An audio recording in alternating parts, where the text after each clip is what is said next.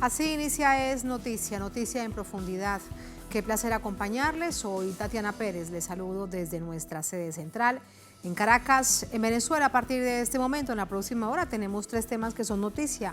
Aquí están primero desplegados en titulares. Es noticia palestina. Occidente muestra indignación selectiva, respalda a Israel y cierra los ojos ante el drama de Gaza. Es la denuncia de la Autoridad Nacional Palestina ante la ONU. Al mismo tiempo, el canciller palestino llegó a la Corte Penal Internacional en La Haya para exigir justicia. En tanto, Rusia e Irán exigen el fin de los bombardeos y un Estado palestino. Lo analizamos. En noticia, Ecuador, a la crisis inédita de inseguridad, ahora se suma el racionamiento de energía en varias regiones del país hasta por 4 horas diarias. Es decir, violencia en las calles a oscuras. Sectores sociales y políticos exigen al gobierno que busque salidas. Les presentamos y analizamos esta radiografía. En noticia, El Salvador, este jueves vence el plazo para que los partidos políticos inscriban sus candidaturas a la presidencia de la nación centroamericana, en donde la Constitución no permite la reelección presidencial. La expectativa se centra en si Nayib Bukele lo hará, tal como lo ha anunciado en varias oportunidades. Les contamos. Es noticia, casi comienza. Bienvenidos, bienvenidas.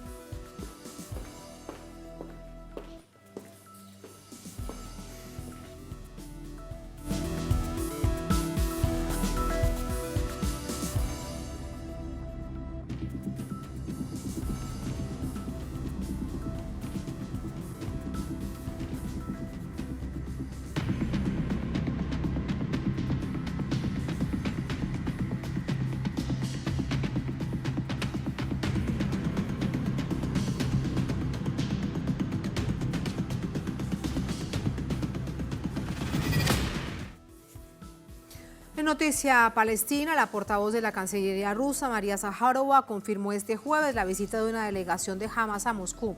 Al mismo tiempo, el viceministro iraní se reúne con su homólogo ruso.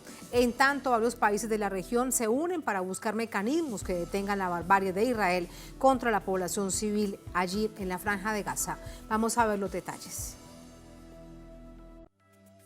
Este jueves, una delegación de la resistencia palestina visitó Rusia para reunirse con representantes del Kremlin en su capital, Moscú. Así lo aseguró la portavoz de la Cancillería rusa. En respuesta a la pregunta de un periodista sobre los informes de una visita a Moscú del funcionario de Hamas, Mousa Abu Marzouk, también puedo decir y confirmar que representantes de dicho movimiento palestino están de visita en Moscú. Uno de los temas principales a tratar fue la liberación de rehenes extranjeros en la Franja de Gaza. Asimismo, la Cancillería indicó que buscan garantizar la evacuación de los ciudadanos rusos de Gaza.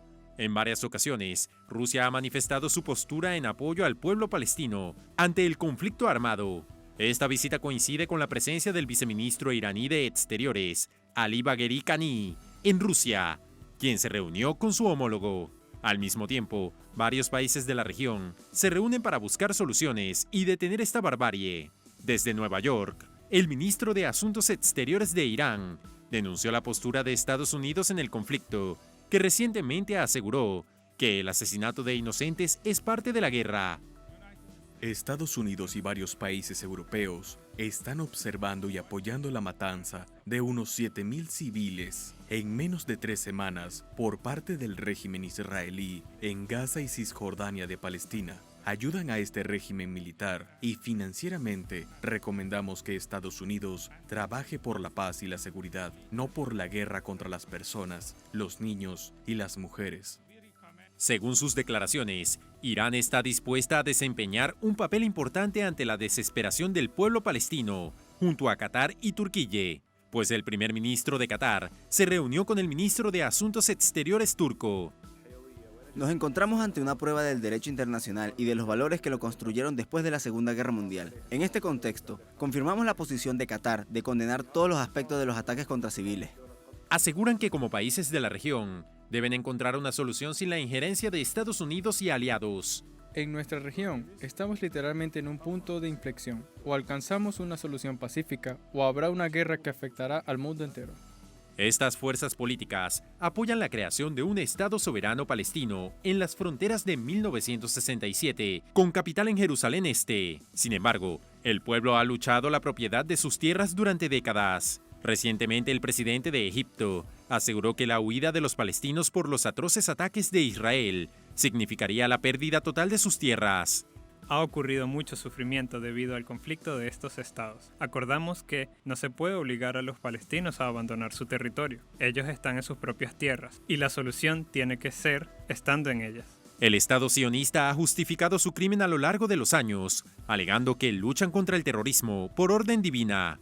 Según datos históricos, hasta 1946, la Franja de Gaza formaba parte del Imperio Británico, que apoyó la instalación de un asentamiento hebreo en el territorio.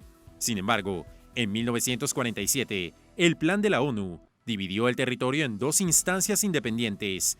Desde entonces, Israel ha ocupado las tierras palestinas a lo largo de los años.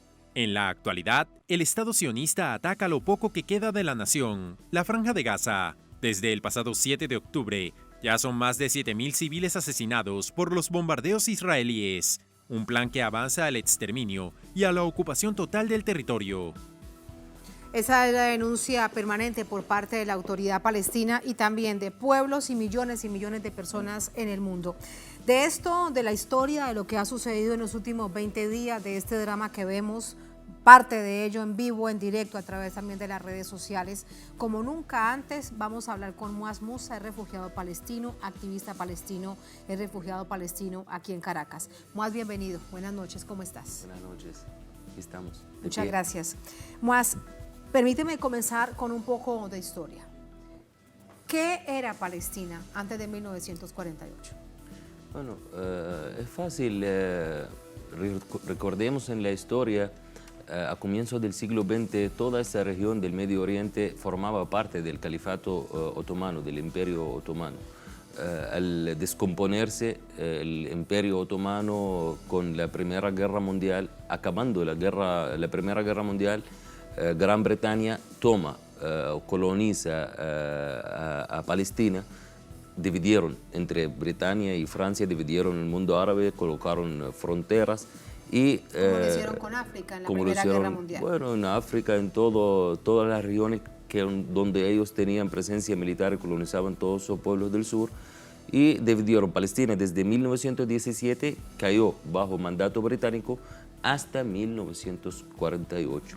Es en ese preciso tiempo que el Imperio Británico, por supuesto, comenzó a activar un proyecto en alianza con el movimiento sionista, a aumentar la migración judía de Europa oriental, de Europa occidental, a construir colonias, armar esas colonias y empezar a hacer una presión muy fuerte contra la población indígena palestina, la población que vivió allá durante siglos y siglos, como para obligarlos a salir de su territorio y construir, como habían hecho en Sudáfrica. El proyecto colonial no era algo novedoso para Palestina.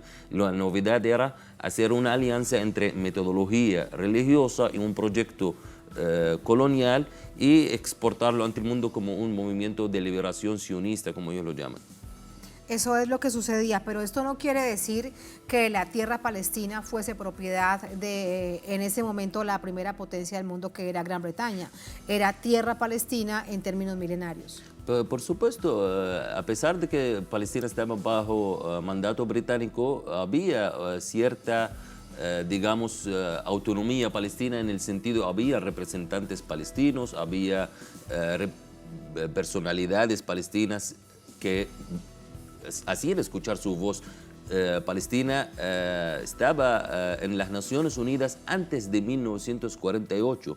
Se hizo escuchar la voz de Palestina en las Naciones Unidas, incluso después de la Segunda Guerra Mundial, algo que muchas personas lo desconocen. Palestina participó en eventos deportivos, en muchas cosas. Palestina casi que era un Estado, pero no era un Estado independiente. Era un Estado bajo el mandato británico que no no dominaba la tierra, no dominaba el alma de los palestinos. Palestina siempre existió, siempre estuvo ahí, la población palestina siempre estuvo ahí. Nosotros desde los cananeos, yabusíes que construyeron a Jerusalén hace miles y miles de años, hasta el día de hoy estamos aferrados a nuestra tierra, estamos aferrados a nuestro idioma, a nuestras religiones, a nuestras tradiciones y por mucho que dura esta ocupación, por muy dura que sea esa ocupación, sabemos que al final, bueno, abrazaremos la libertad. De hecho, ya te quiero consultar acerca de lo que decía la víspera el presidente de Egipto, el Sisi, porque parecía pues muy fuerte, muy duro escucharlo, pero de alguna manera hay que interpretarlo en términos históricos. Ya te lo voy a preguntar, primero quiero pedirle a la producción que ubiquemos el mapa que ya veíamos en el informe que nos precedía, pero es importante. Palestina era, como la primera imagen que ustedes observan, todo esto verde.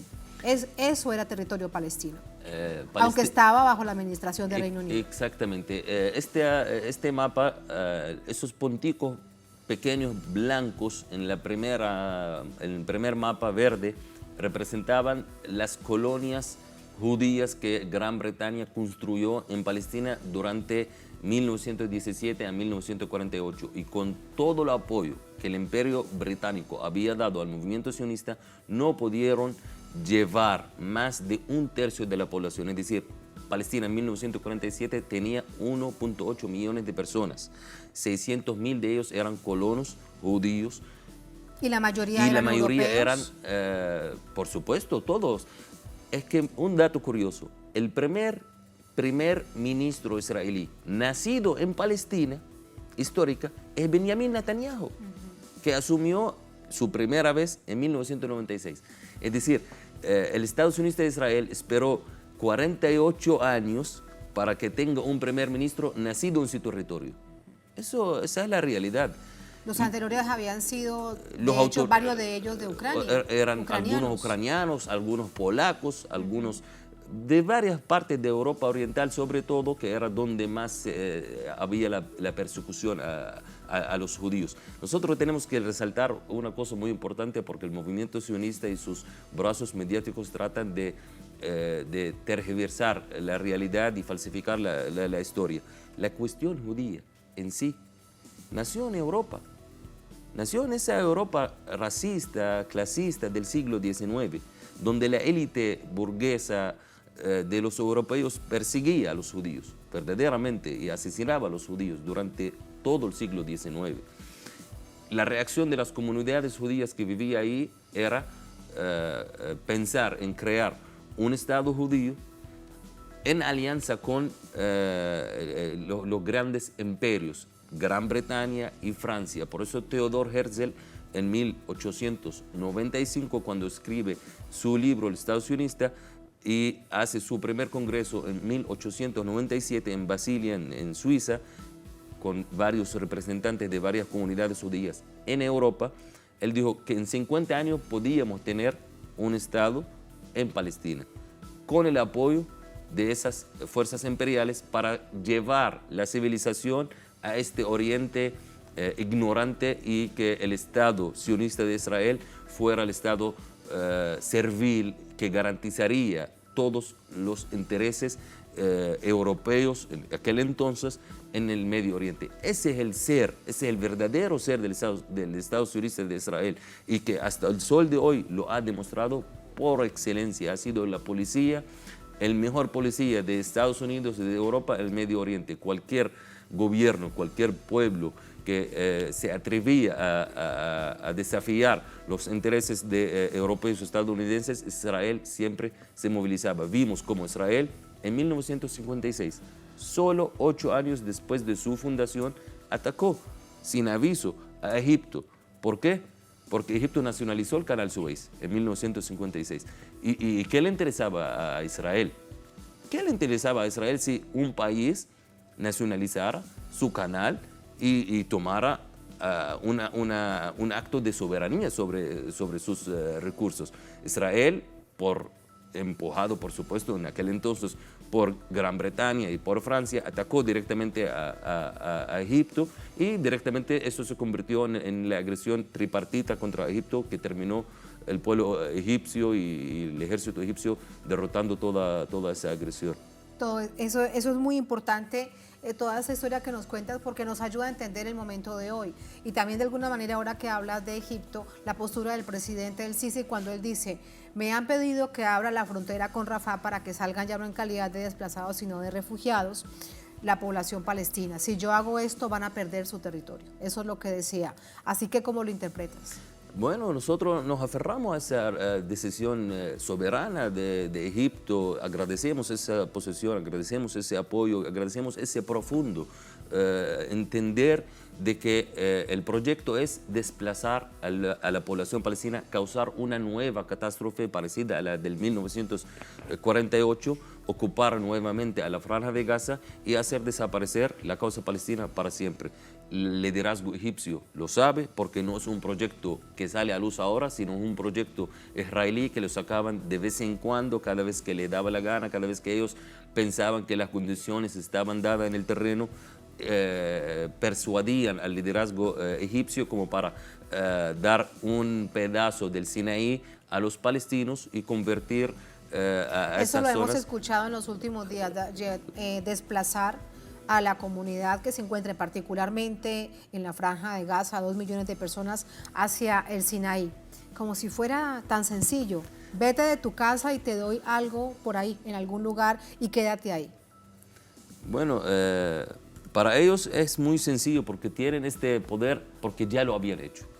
En 1948 lo hicieron, expulsaron con la fuerza, con el terror, con las masacres, con la destrucción de 531 aldeas, pueblos, ciudad palestina en la Palestina histórica. Expulsaron a casi 900.000 palestinos fuera de sus territorios, que actualmente residen como refugiados en el Líbano, en Siria, en Jordania, en diferentes Así nacieron países. la mayor parte de esos campos de refugiados. A pesar de que las Naciones Unidas, la Asamblea General de las Naciones Unidas, puso condiciones para aceptar la membresía de Israel. En primer lugar, era devolución de todos esos refugiados a sus hogares y su recompensa. Israel nunca, hasta el sol de hoy, permitió regreso de un solo refugiado. Lo siguen esperando. A propósito del mapa, tenemos aquí el segundo mapa, lo ven ustedes, Plan de la ONU de 1947. Una parte en azul, en verde, perdón, otra parte en blanco. Decía, según esa resolución, 55% para Israel y 45% para el nuevo Estado palestino. ¿Y por qué no, por ejemplo, 50 y 50? ¿Qué es lo que sucedía? ¿Por qué no comenzar de verdad equitativamente en este proceso a instancias de Naciones Unidas? Bueno, yo voy a recordar una historia muy conocida para el mundo cristiano, que es la historia de dos mujeres que disputían un niño ante el profeta Salomón, el sabio Salomón. Entonces Salomón dijo, cada cual reclamaba al niño que era suyo. Salomón dijo, bueno, vamos a partirlo en dos. Su verdadera mamá rechazó. Nosotros, los palestinos, rechazamos que las Naciones Unidas partan nuestra tierra, partan nuestro pueblo, partan y dividan nuestro pueblo para darle a unos colonos que fueron inmigrados a nuestra patria por el terror y forzosamente. No fuimos consultados. Cuando se hizo el plan de partición, el pueblo palestino no se consultó, no consultaron al pueblo palestino. Eso fue un plan que Gran Bretaña inventó y lo llevó a votación en las Naciones Unidas a espaldas del pueblo palestino. Y por mucho que nosotros respetamos a las Naciones Unidas, sabemos que las Naciones Unidas, dentro de todo lo que pueda, ha hecho todas las resoluciones posibles a favor de nuestra causa desde 1948, desde nuestra catástrofe. Pero anteriormente a eso, las Naciones Unidas, por reglamento, por ley, no tiene potestad para partir ningún país sin consultar a ese mismo pueblo. Si bien dieron 56% de esos colonos europeos, le dieron 44% a la población Palestina y quedó 1% que sería capital, una zona, Jerusalén, una zona bajo mandato internacional. Sí. Sin embargo, y con todo eso, Israel no existía en aquel entonces, existían las organizaciones terroristas israelíes, sionistas, Haganah, Stern, Balmach, que llevaron un plan de limpieza étnica contra la población palestina. Durante menos de 6 meses fueron masacrados más de 25.000 palestinos. Wow. Expulsaron a 900.000 fuera de sus hogares, de sus casas, y ocuparon, fíjese, no se bastaron con el 56 que le dieron las Naciones Unidas, ocuparon el 78% de Palestina. Vamos, le pido a la producción que lo pongamos Ya vamos de nuevo entonces en pantalla. Vamos allá al 1967. Exactamente, entonces del 48 al 67, Israel se fundó sobre el 78% de la Palestina histórica. Quedó solamente lo que hoy conocemos como Franja de Gaza y Cisjordania, que ambos representan el 22% del territorio histórico palestino. Franja de Gaza con 365 kilómetros cuadrados y Cisjordania aproximadamente 5.000 kilómetros cuadrados. En el 67, la dirigencia israelí, el ejército israelí, vuelve a arremeter, pero esta vez no solamente contra la Palestina histórica, sino contra otros países árabes. Contra Egipto, ocuparon la península del Sinai, contra Siria, ocuparon las alturas del Golán, contra el Líbano, ocuparon varias partes del sur del Líbano, y contra Jordania, ocupando otras partes del Valle del Jordán. Y, por supuesto, completaron su ocupación total de Palestina, tomaron a Jerusalén, que actualmente ahora dicen que Jerusalén es su capital, que la ocuparon en 1967. Bueno, eso dicen ellos porque en todo caso Naciones Unidas ningún país del mundo, salvo Estados Unidos, ningún país del mundo, ni las Naciones Unidas, ha reconocido que Jerusalén es la capital de Israel. Más bien, hay varias resoluciones que confirman que es una ciudad ocupada que pertenece al Estado palestino futuro, al futuro Estado palestino. Entonces, ocuparon completamente a Palestina y empezaron a acelerar proyectos de colonización dentro de lo que había quedado sin ocupación en 48, lo que entiéndase en Cisjordania y la Franja de Gaza. Y esa ocupación, lo que observamos en la oportunidad en 2018 que tuve de ir, en particular recorrer Cisjordania, hay algo que generaba muchísima preocupación y es el nivel de violencia y de virulencia de la ocupación israelí. ¿Los preparan para esto? ¿Los preparan para que sean así de agresivos en las ocupaciones de la tierra palestina, Moaz? Pero por supuesto, hoy en día la cantidad de colonos en Cisjordania supera 800.000 colonos. En esos días salió a luz decenas de videos a Ben-Gvir, a Smotrich, ministros del Estado de Israel, dándole armas a esos colonos, armando a esos colonos y diciéndoles que, bueno, tienen que utilizar esas armas para protegerse contra la población civil palestina en Cisjordania. A lo largo de todos esos años, los colonos se han caracterizado por ser violentos, por ser extremadamente por encima de cualquier ley, incluso la misma ley israelí. Se jactan de estar en su tierra prometida, Judea y Samaria, como ellos la llaman. Incluso me gustaría mostrar una foto de un folleto que ellos repartieron hoy en día en Cisjordania. Los colonos israelíes en Cisjordania, por supuesto, está en árabe. Lo que dice Permíteme para mostrarla. Bueno, nos vas a ayudar a identificar. Me vas a ayudar a decir. El resumen que dice que los palestinos han escogido la guerra y que tienen que evacuar organizadamente a Cisjordania antes que la ira de los colonos caiga sobre ellos y que ellos van a por los palestinos a asesinarlos, a matarlos, porque hemos escogido la guerra. Por lo que ellos nos piden a nosotros evacuar a Cisjordania, devolverles su tierra y construir otra tierra, otra patria nuestra en Jordania. Es decir, eso no se trata solamente... Acabar con acabar con lo poco que queda de la tierra palestina. Claro, es que cuando el presidente el Sisi rechaza este proyecto, apertura. es porque sabe que no se limita solamente a la Franja de Gaza, sino que va a ir también a la Cisjordania y van a hacer desaparecer a la causa palestina como predecía Netanyahu en su libro Un lugar entre las naciones, que escribió en 1996, que él dijo que el único paz aceptable para Israel es que los palestinos que buscan un país que lo hagan en Jordania. Cisjordania es Judea y Samaria. Jerusalén es capital eterna del pueblo de Israel. Y la Franja de Gaza es un lugar que garantizaría la seguridad de Israel. Esa es la postura de Netanyahu. Él ha venido durante todos estos años en el gobierno implementando por política de hecho este proyecto.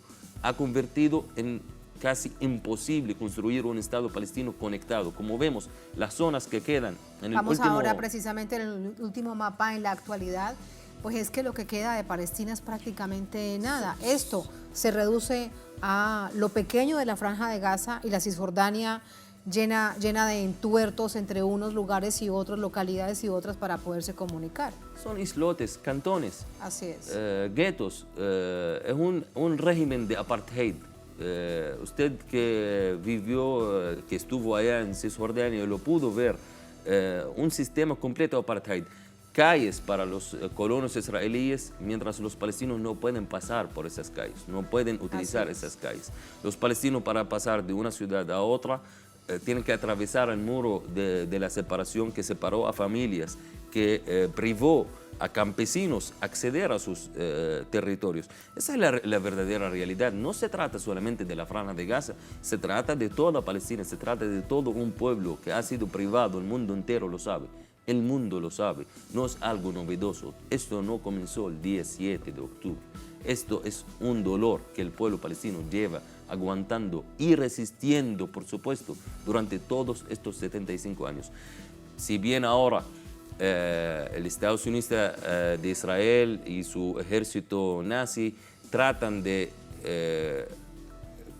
cometer una masacre en vivo, en directo, ante la mira y el silencio de este occidente civilizado que le dio la luz verde, más verde para cometer. Y verdaderamente los que dudaban, los que pensaban que esta Europa, que este Estados Unidos podía intervenir a favor de los derechos históricos del pueblo palestino, hoy en día están convencidos que nosotros no solamente nos enfrentamos al Estado de Israel, nos enfrentamos a todo un sistema hegemónico que creó el Estado de Israel, que mantiene vivo al Estado de Israel para utilizarlo contra los pueblos árabes, contra otros pueblos que buscan desarrollarse, buscan su autodeterminación, buscan su libertad. Frases del presidente de Estados Unidos que dice que él duda de las cifras de las víctimas palestinos. Ese es un acto inhumano. Inhumano decir que él duda de que hayan ya 7.000 palestinos. Él dice, y más yo estoy seguro... de 2.000 niños asesinados. La verdad es que hay tal nivel de indolencia por parte de estos llamados líderes mundiales, entre ellos el presidente de Estados Unidos y otros en la Unión Europea, que a veces la verdad es mejor no escucharlos. Lo que pasa es que es necesario hacerlo, pero es extremadamente doloroso. Un intelectual latinoamericano decía durante esta jornada, el profesor Grossfogel, con eso te quiero despedir, Moaz, agradecerte además por esta ayuda, este entendimiento de este mapa que evidencia, ahí lo ven ustedes, cuál ha sido la tragedia palestina desde hace 75 años. Que la crisis civilizatoria se evidencia en el pueblo palestino y que los pueblos del mundo tienen que mantenerse levantados ante ese nivel de indolencia de estos llamados líderes mundiales. Si no, los pueblos del mundo no logran a través de sus presiones exigir que se detenga el exterminio del pueblo palestino, esto es lo que le va a pasar a la humanidad como crisis civilizatoria. ¿Lo compartes? ¿Qué crees con respecto a ello? Totalmente cierto. Los pueblos tienen que hacer escuchar su voz hoy en día, hacer escuchar su voz y presionar verdaderamente para que el occidente, para que el gobierno sionista de Israel cumpla una vez por todas las resoluciones de las Naciones Unidas, respete el derecho humanitario internacional, respete el derecho internacional, permitir al pueblo palestino construir su Estado independiente. Ellos alegan que se retiraron de la Franja de Gaza, la tienen asediada. El pueblo palestino no tiene puerto, no tiene aeropuerto, no tiene libre acceso de entrada y salida a la Franja de Gaza.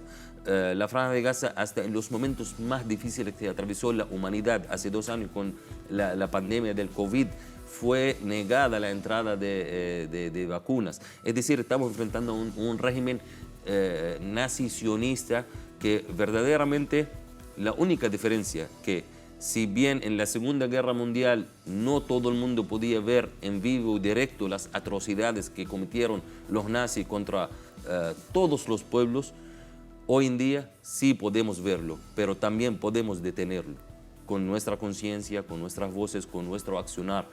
Por eso quiero hacer un llamado a todos los que nos están escuchando, quiero hacer un llamado a los periodistas, a los escritores, a las personas que verdaderamente creen en que un mundo mejor es posible, a las personas que apostan por la humanidad. No necesariamente estés convencido de lo que yo diga, pero sí tienes que respetar mi humanidad. Nosotros los palestinos no somos menos humanos que nadie, ni somos superhumanos. Somos humanos, como los latinos, como los africanos, como los asiáticos. Y nosotros, los africanos, los latinos y los asiáticos, no hemos hecho más nada que luchar por nuestra autodeterminación, por nuestra libertad. Y tenemos que estar más unidos hoy en día. Quisiera, antes, no sé si tenemos un tiempo, denunciar que, bueno, un hecho que viene en una escalada y es muy peligroso. ¿A qué te refieres, Moaz? Hoy en día no solamente los cohetes nos están matando, no solamente el bombardeo israelí nos está matando, hay otra batalla muy fuerte en las redes sociales, en la opinión pública. Esos periodistas, esas personas que escriben unos artículos llenos de falsedades para justificar la matanza, el genocidio, no pueden atribuirlo a simplemente apoyar al Estado de Israel o al simple libre de expresión. Y si bien en la República Bolivariana de Venezuela el derecho a la libre expresión es sagrado con la Constitución y las leyes, yo hago un llamado a todas las autoridades competentes a que echen ojo a la cantidad de artículos que se están publicando tanto en el diario El Universal, tanto en el diario Globovisión, en sus sitios web, y se niegan, fíjese, se niegan a que nosotros los palestinos publiquemos nuestros artículos ahí. Hay varios artículos, sobre todo en el Universal, atacando y permitiendo a esos pseudo periodistas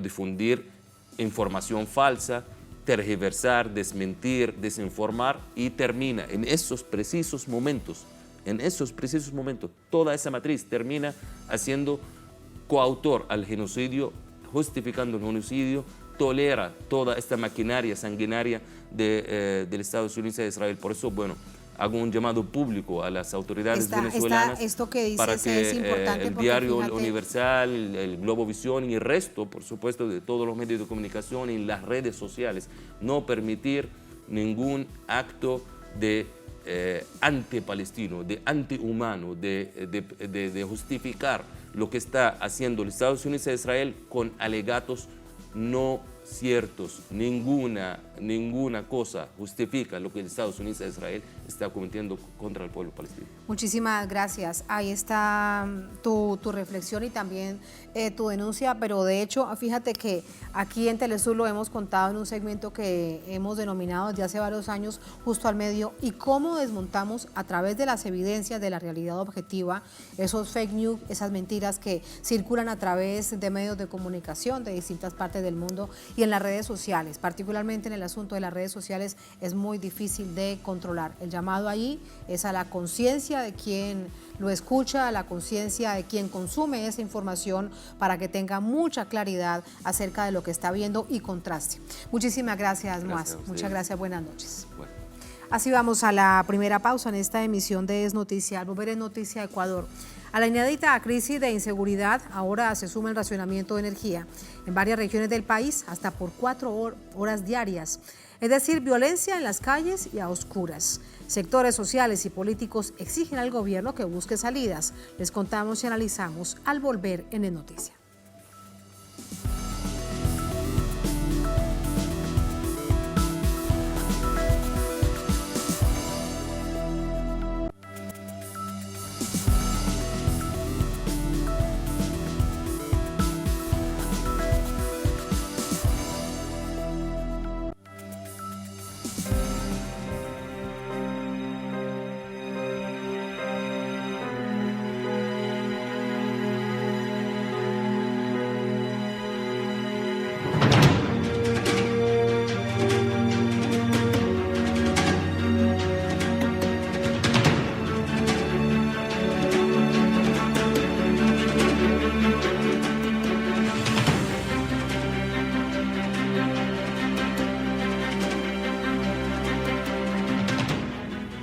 En Noticia Ecuador, autoridades anuncian racionamiento de energía eléctrica, producto, ha dicho el gobierno, del fenómeno del Niño, fenómeno climático. Esto ocurre en medio de los niveles sin precedentes de violencia en todo el país. Vamos a verlo. El ministro de Energía, Fernando Santos, anunció medidas temporales para mitigar la situación crítica del sistema eléctrico. Nos vemos en la necesidad para precautelar que no exista un colapso eléctrico, el disponer cortes puntuales y temporales del suministro de energía eléctrica en el país. El racionamiento del servicio será definido en cortes de 4 horas para la región Sierra y Oriente y 3 horas en la costa durante el día, debido a la ola de inseguridad que vive el país en las noches. Santos informó también la creación de un comité encabezado por la empresa eléctrica Quito para la contratación urgente de empresas energéticas privadas. Hemos creado un comité de todas las empresas de distribución del país, encabezadas por la empresa eléctrica Quito, aquí está el señor gerente, para que contraten generación emergente. Necesitamos unos 460 megavatios.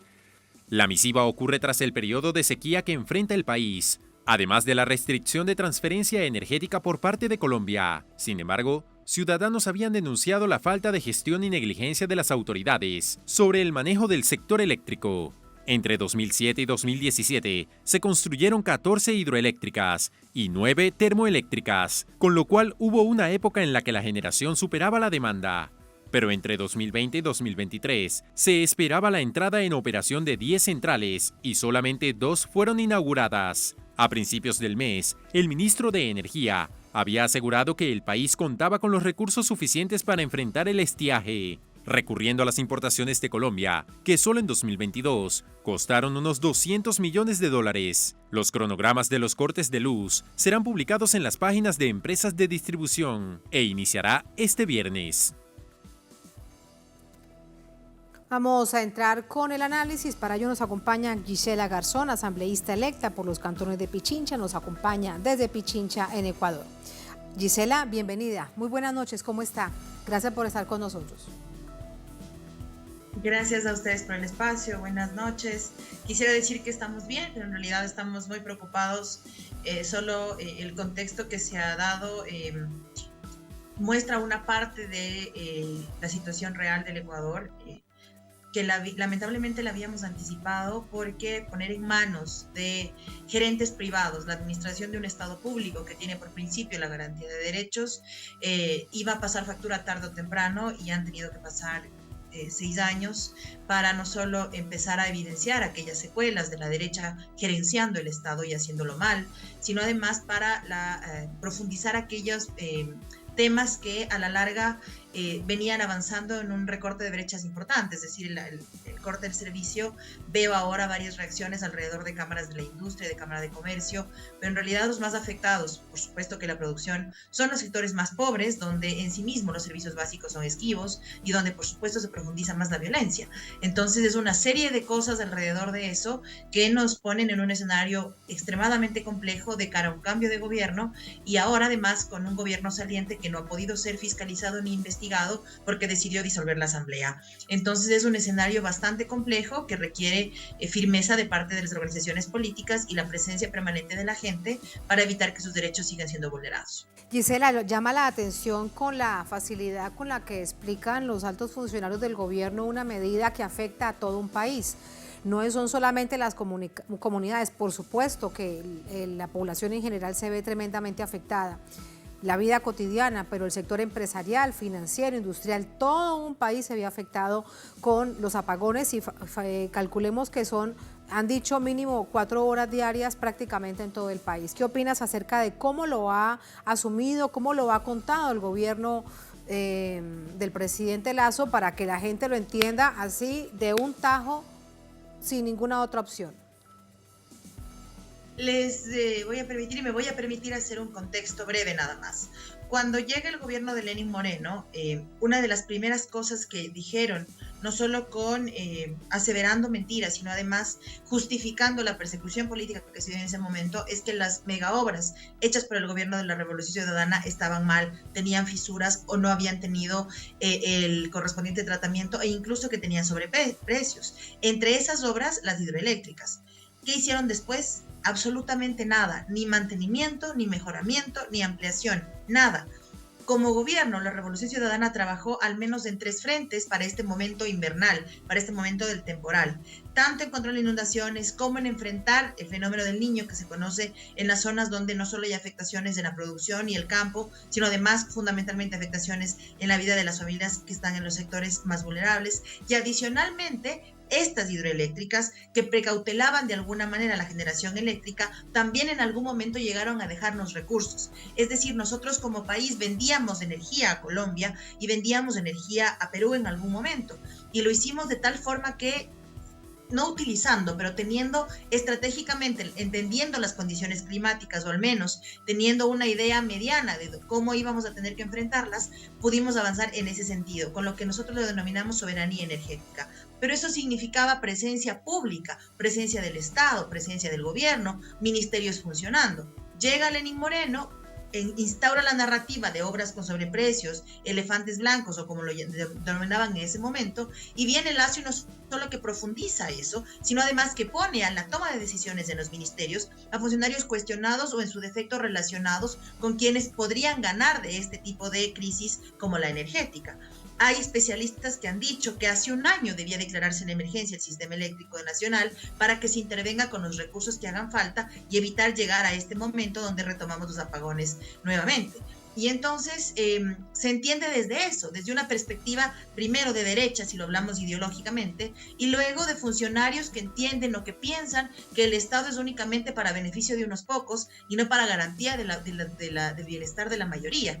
Y entonces tenemos un ministro que ha sido cuestionado varias veces, que se ha visto involucrado en relacionamientos con otros funcionarios investigados también, es decir, que nosotros en la Asamblea también planteamos la posibilidad de que se lo investigue porque tenía relacionamiento con paraísos fiscales, en fin, no se dio, la Asamblea se disolvió y ahora es un funcionario que nos pide y le pide a la ciudadanía que entienda el momento que estamos pasando y que no ha sido capaz siquiera de ver la forma de al menos precautelar aquellas zonas que no pueden, no solo por seguridad, sino por sus mismas características climáticas, en fin, quedarse sin energía eléctrica. Esmeraldas, por ejemplo, en este momento, que ha visto el día de ayer y hoy autos incendiados en sus calles, no puede en la zozobra que de por sí vive, además quedarse sin electricidad. Y se viene además en nuestro país un feriado largo que de alguna manera dinamizaba la economía. ¿Cómo va a salir la gente tranquila a diferentes zonas del país sabiendo que vendrán apagones y eso nuevamente estanca las cosas, nuevamente modifica todo lo que de alguna forma se sostenía aún en el país? Claro, este contexto que nos dice Gisela es muy importante y en clave latinoamericana, además lo digo para comprender de dónde viene, cómo se arrastra esta crisis y bueno, y ahora ya es un hecho. Había además denuncias de tiempo atrás de la falta de mantenimiento del sistema energético del país, producto de la desestructuración del Estado que había dejado el presidente Rafael Correa una vez termina su mandato. ¿Cuánto hay de eso, de esta falta del mantenimiento serio y ordenado de un sistema eléctrico de todo un país? Es todo, tiene todo que ver. cuando empieza la persecución con el gobierno de Moreno, se cambia la perspectiva del gobierno y se cambian las riendas en el ejercicio del gobierno, lo que dijeron para argumentar que los contratos de las hidroeléctricas tenían sobreprecio es sumar aquellos recursos que estaban destinados dentro de los contratos de inicio para el mantenimiento. Es decir, para argumentar, para fortalecer su mentira, decían que si el contrato costó un determinado valor y había uno adicional pensado en invertirse un poco más adelante, justamente para el mantenimiento de esta infraestructura, entonces ese era el sobreprecio del contrato de inicio. Y no hicieron nada más que incluso levantar comisiones en teoría internacionales para investigar los sobreprecios y nada alrededor del mantenimiento de estas obras, que no fueron obras que el presidente Correa se las llevó a su casa. Son obras que estaban justamente para evitar que pase lo que en este momento está sucediendo y que por supuesto no solo va a poner en riesgo el tema de la seguridad, sino también el tema económico de diferentes tipos de industrias y demás. Y seguramente tendrá también un daño ambiental allí que tendremos que considerarlo más adelante. Entonces, la falta de mantenimiento y el abandono de esta infraestructura, además, se da en el contexto de una narrativa donde a la gente le pretendían hacer creer que estas obras no eran necesarias. Y vemos ahora que no solo que eran necesarias y que nos dejaban recursos, sino que además eran indispensables sostenerlas, mantenerlas y fundamentalmente precautelar que el Estado siga administrándolas, no buscando deteriorarlas de tal forma que cuando ya no sirvan hay algún privado interesado en asumirlas y nuevamente ahí sí tener un beneficio particular, cuando tiene que ser el Estado el que garantice las condiciones mínimas, mucho más los servicios básicos de la ciudadanía de todo el país. Es extremadamente complejo el escenario. Gisela, gracias por ayudarnos a comprenderlo. Muy buenas noches.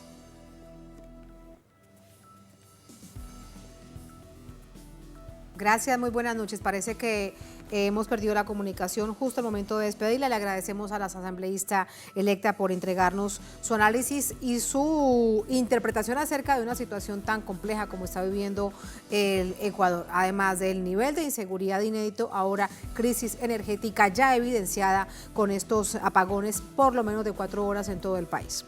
Bien, vamos a hacer ahora la última pausa en esta emisión de Es Noticia. Al volver en Noticia, El Salvador. Este jueves vence el plazo para que los partidos políticos inscriban sus candidaturas a la presidencia del país, en donde la Constitución no permite la reelección. La expectativa se centra en si Nayib Bukele lo hará, tal como lo ha anunciado en varias oportunidades. Vamos a verlo al volver en Es Noticia.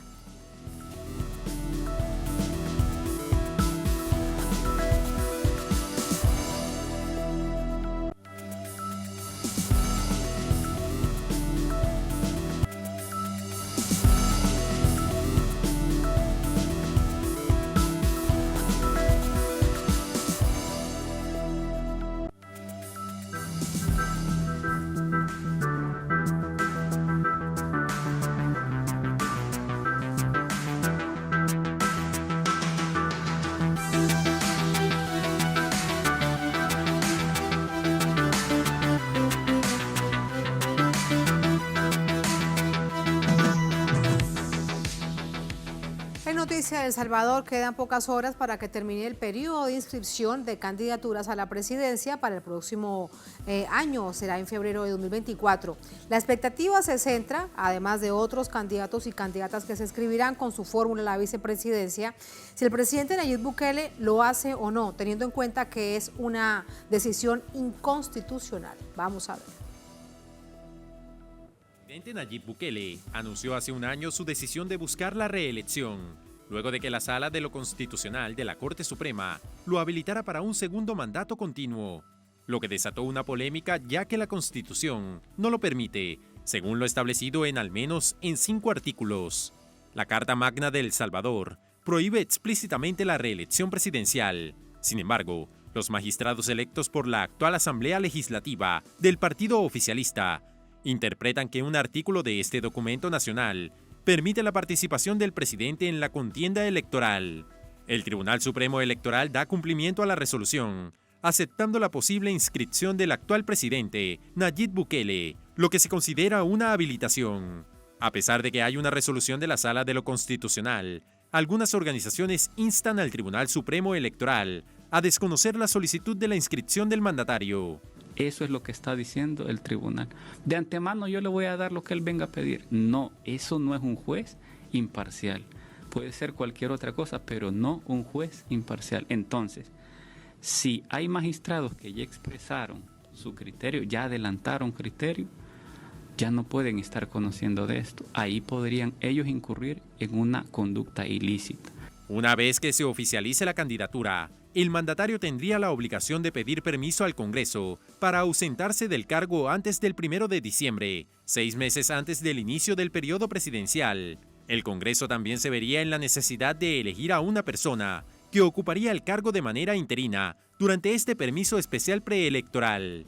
Bukele y su compañero de fórmula, el vicepresidente Félix Ulloa, han advertido que van a inscribirse y se espera que formalicen en las próximas horas, antes que cierre el plazo, en medio de la polémica. Entonces la pregunta es, ¿ya fueron a la autoridad electoral? ¿Qué ha pasado? ¿Fueron, no fueron? ¿Qué han dicho? Le preguntamos a nuestro corresponsal en San Salvador, Roberto Hugo Presa, lo último vía telefónica. Hola Roberto, adelante. Hola Tatiana, buenas noches. Contestando tus preguntas, no han venido al Tribunal Supremo Electoral y estamos a un poco más de 4 horas para que se vence el plazo. Desde hace 3 días prácticamente, desde el martes, hay una multitud de periodistas en las afueras del Tribunal Supremo Electoral porque se rumoraba que desde el martes estaría llegando el presidente de la República y su vicepresidente a solicitar la inscripción como fórmula presidencial para las elecciones de febrero del 2024. Sin embargo, hasta esta hora de la noche no lo han hecho. Ha habido rumores que va a llegar a las 8 de la noche, otros dicen que va a llegar a última hora, a las 11 de la noche. Quienes están llegando son aspirantes a candidatos de otros partidos políticos porque también a las 12 de la noche se vence el plazo para ellos.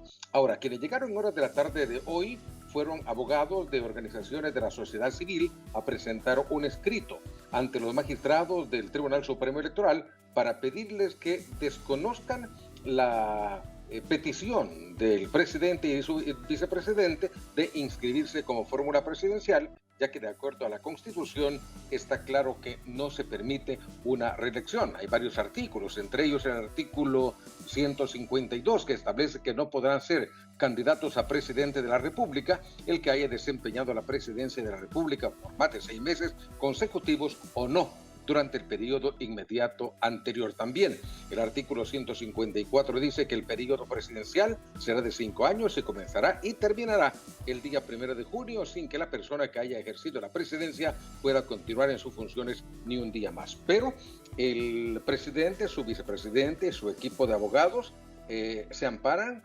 para poder inscribirse ante una resolución de los magistrados de la Corte Suprema de Justicia que encontraron una especie de vacío en un artículo que les estaría dando pie a una reelección. Sin embargo, Tatiana, te repito, hasta esta hora de la noche, pese que hay alguna multitud, no significativa, pero sí algunas personas esperando y coreando la reelección de Nayib Bukele, no han llegado hasta el Tribunal Supremo Electoral. Gracias Roberto Hugo por entregarnos esta información. Bueno, ahí está el panorama. Veremos entonces en las próximas horas si llega, no llega y qué escenario entonces se plantearía al respecto, teniendo en cuenta que han abierto esta brecha de la inconstitucionalidad de la Carta Magna. Gracias Roberto, buenas noches. Buenas noches, Tatiana. Hasta luego. A ustedes gracias por habernos acompañado. Ponemos punto final a esta emisión de Noticia. Un placer. Hasta mañana.